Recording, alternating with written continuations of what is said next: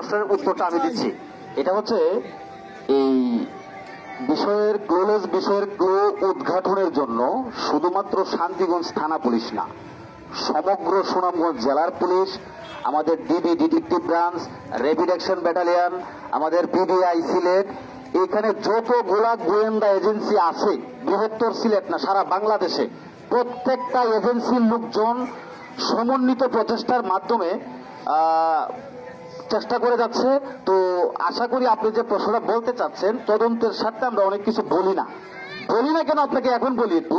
এইখানে যারা আন্দোলন করতে আসছেন, এইখানে আন্দোলনের মাঝখানে যে সবাই একবারে ভিন্ন খাতে বা একটু এদিক সেদিক করে এটাকে অন্য খাতে নেওয়ার চেষ্টা করতেছে না, এমন তো না বিষয়টা। কথাটা বুঝছেন? আজকে না করুক, এখানে আমরা যারা আসছি আমরা আপনাদের প্রতিপক্ষ, আমরা আপনাদের ভাই। কেন আসছি এখানে? এই বিষয় নিয়ে কাজ করতে তো আসছি, কিন্তু সিচুয়েশন কিন্তু ঘরে গেছিল, বুঝতে পারছেন বিষয়টা? তো যাই হোক, এটাতে আমি যাচ্ছি না। আমি যে বিষয়টা বলতে চাচ্ছি, আমরা আপনাদের ভাই, আমরা আপনাদের লোকাল প্রশাসন, যা কিছু করার দিনে রাতে হার্ড এন্ড সোল পরিশ্রম করে যাচ্ছি আমরা। শুধু আপনার প্রশ্নের উত্তরটা আমি এটুকু দেই, প্রত্যেকটা গোয়েন্দা সংস্থা যে যার মতো করে সকলের সম্মিলিত প্রচেষ্টায় ইনশাল্লাহ ভালো একটা রেজাল্ট আমরা আপনাদের সামনে যখন দিতে পারবো, তখন আমরা বলবো আমরা কি কি করছি। কিন্তু কেউ বসে নাই, এইটুকু আমি নিশ্চিত দিলাম, কেউ বসে নাই। আমরা আপনাদের প্রতিপক্ষ না, আমরা আপনাদের সহযোগিতাকারী, আমরা আপনাদের রক্ষক।